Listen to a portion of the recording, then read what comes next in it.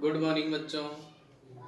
अपनी कक्षा 12 राजनीति विज्ञान और जो लेसन चल रहा है अपना उदारवाद, आज हम अध्ययन करेंगे बच्चों उदारवाद की प्रकृति, नेचर ऑफ लिबरलिज्म।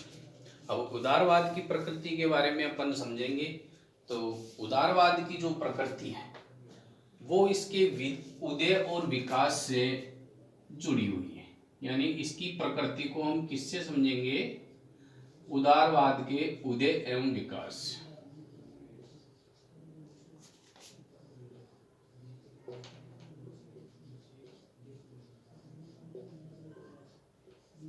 इसकी प्रकृति को हम इसके उदय एवं विकास से समझेंगे कि उदारवाद का उदय किन परिस्थितियों में हुआ और कैसे कैसे इसका विकास हुआ। तो आइए देखते हैं उदारवाद के लिए सबसे पहले अपन जो बात करते हैं वो है 1688 की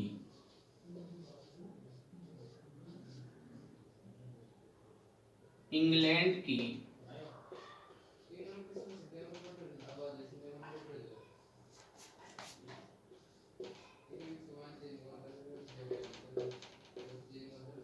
गौरवपूर्ण क्रांति।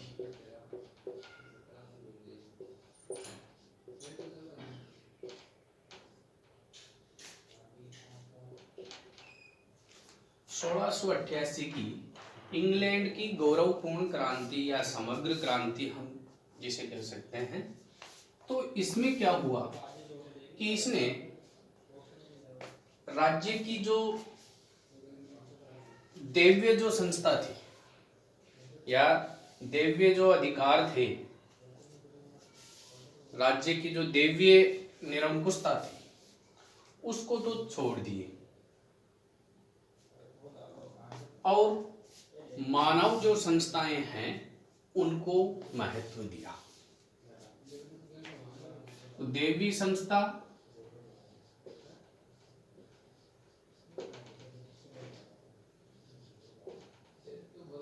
इसका तिरस्कार, दैवीय संस्था का तो तिरस्कार किया।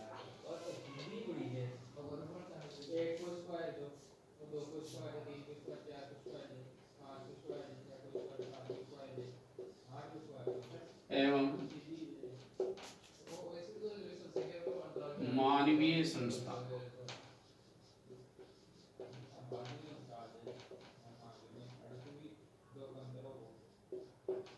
को महत्व दिया। यह बात 1688 की इंग्लैंड की गौरवपूर्ण क्रांति में सामने आई। अब उदारवाद के लिए इन्होंने कहा कि उदारवाद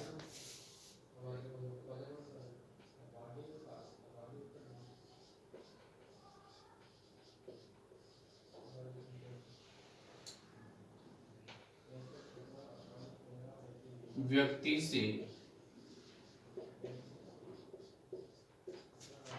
जुड़ी विचारधारा है।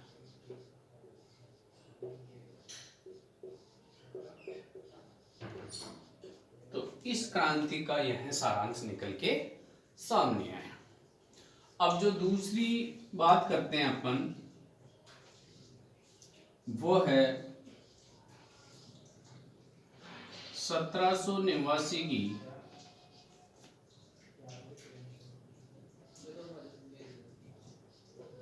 फ्रांस की क्रांति।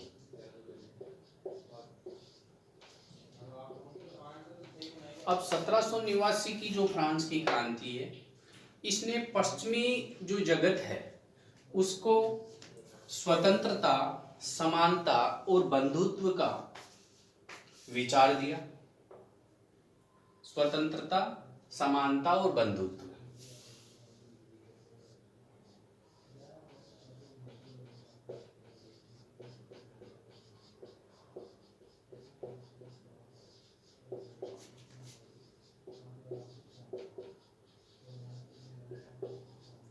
यह विचार दिया और जो निरंकुश शासन था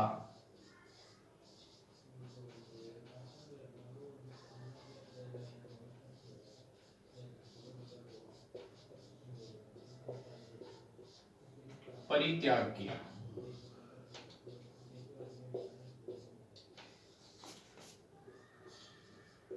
निरंकुश शासन का परित्याग किया। तो 1789 की क्रांति में पूरे पश्चिमी जगत को स्वतंत्रता, समानता एवं बंधुत्व का नारा इन्होंने दिया या विचार दिया। तो इसमें जो उदारवाद के लिए जो बात निकल के आई वो है उदारवाद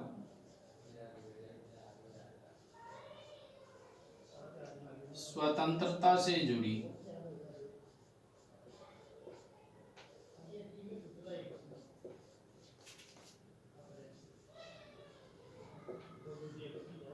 विचारधारा है।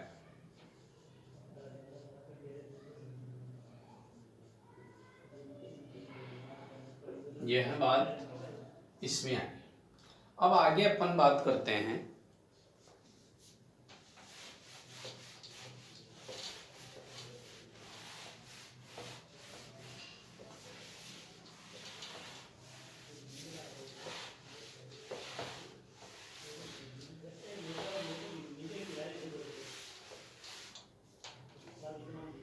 अब आगे जो बात आती है, तीसरी बात है वो है अमेरिकी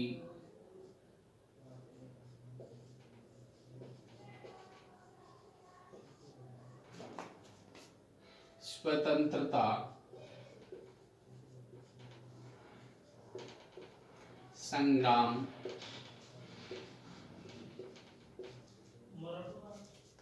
व संविधान।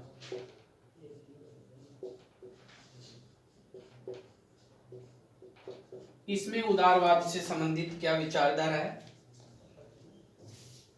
अमेरिकी स्वतंत्रता संग्राम ने और बाद में जब इस अमेरिका का जो संविधान हुआ, इसमें इन्होंने व्यक्ति के अधिकारों की बात की। व्यक्ति के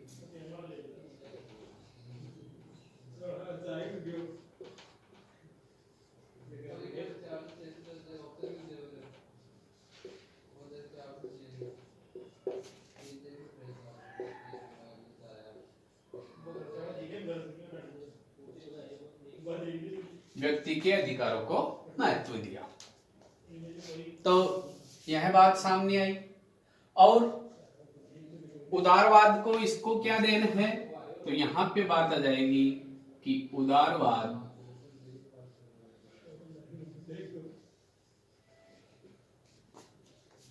अधिकारों से जुड़ी विचारधारा है।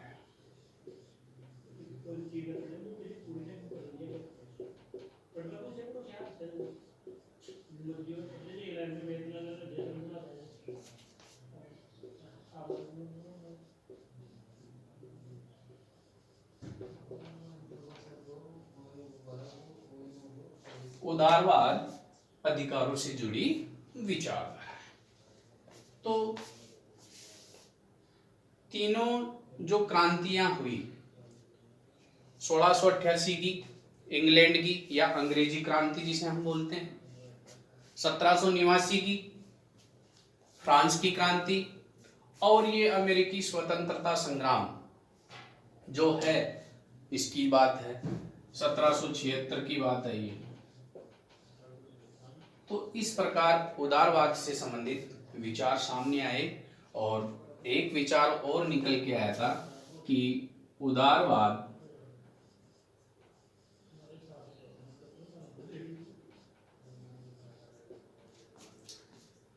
निरंकुशवाद के विरुद्ध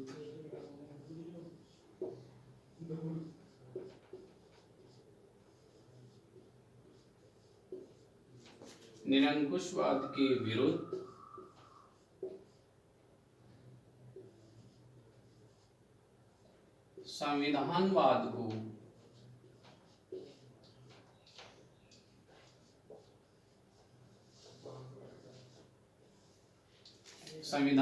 को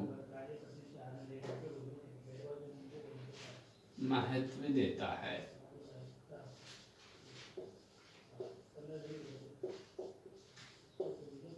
यह बात भी निकल के सामने आई।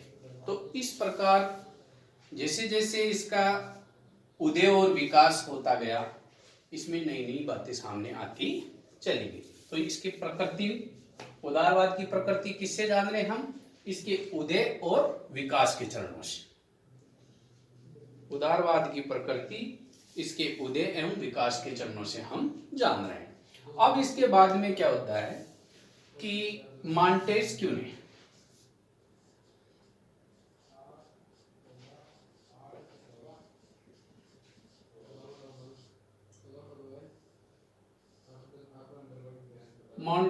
ने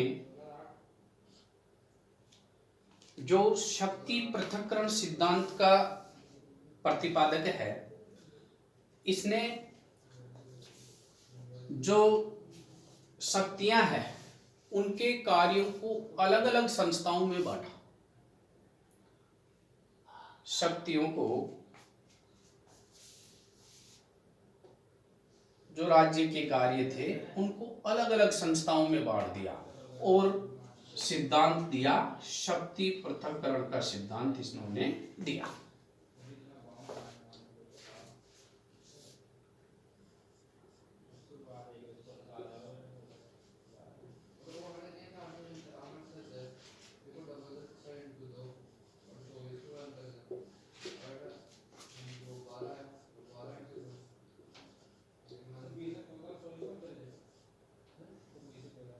यह सिद्धांत इन्होंने दिया।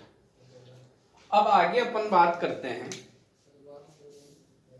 यहां तक इसका उदय विकास की जो चरण है वो चलते रहे। आगे बात आती है इसमें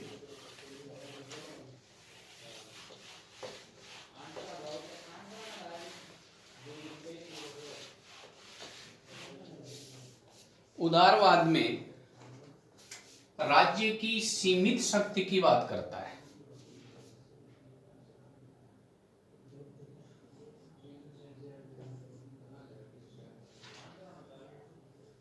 राज्य का कार्य सीमित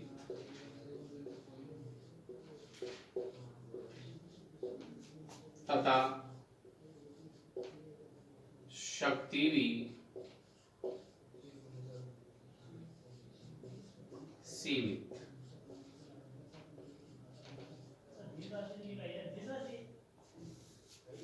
राज्य का कार्य भी सीमित और उसकी शक्ति भी सीमित। ये मैंने आपको पहले भी बताया था कि इसमें जॉन लॉक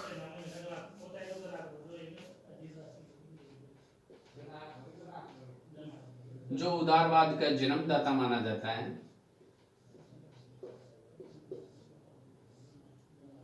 जॉन लॉक ने सीमित राज्य की अवधारणा दी थी।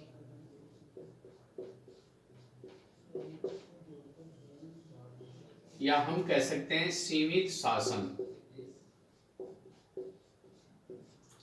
इस सीमित शासन का अर्थ है कि राज्य का कार्य भी सीमित हो और उसकी शक्तियां भी सीमित हो। तो ये उदारवाद में मुख्य बात है कि जॉन लॉक ने एक बात भी बताई थी कि वह सरकार सबसे अच्छी है जो कम से कम शासन करे। जॉन लॉक ने बात बताई थी, वह सरकार सबसे अच्छी सरकार है जो कम से कम शासन करे, यानी सीमित शासन। उसका कार्य भी सीमित, शक्ति भी सीमित होनी चाहिए। इसी प्रकार एडम स्मिथ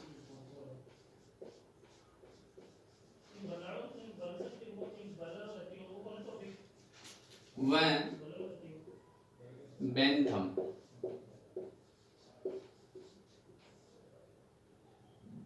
एडम स्मिथ एवं बेंथम ने अहस्तक्षेप राज्य की बात की।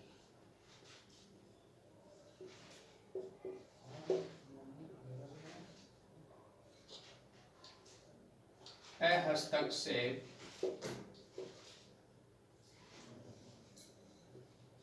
राज्य, इसकी बात की, जिसे हम लेसेज फेयर भी बोलते हैं।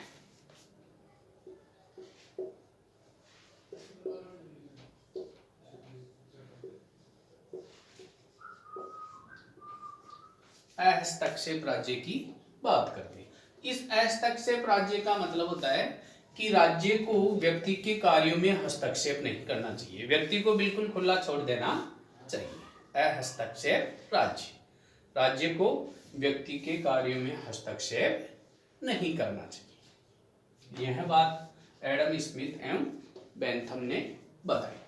साथ ही उदारवाद में एक बात और निकल के आई, बहुत ही अच्छी बात है, और वो है उदारवाद में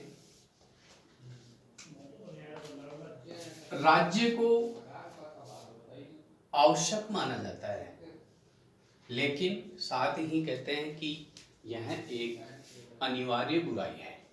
तो क्या बात, ये मोस्ट चीज है,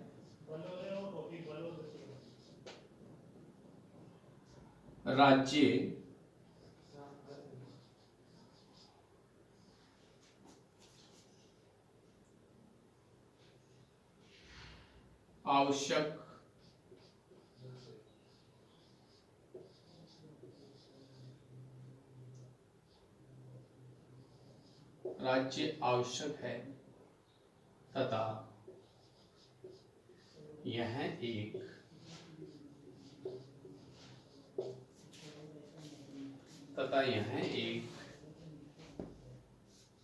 अनिवार्य बुराई है।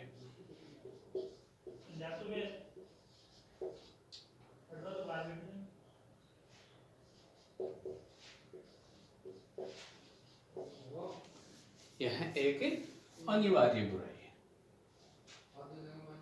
यह बात इसमें निकल, राज्य चाहिए भी, आवश्यक भी है, लेकिन यह अनिवार्य बुराई है।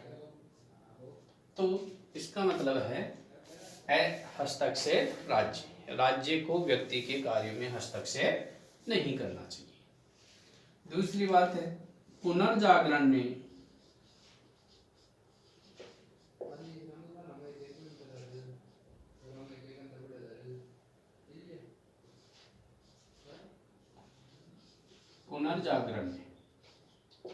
अब इसने क्या किया, राज्य को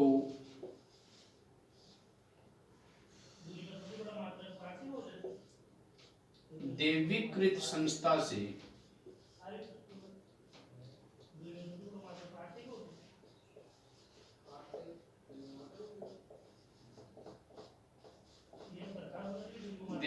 संस्था से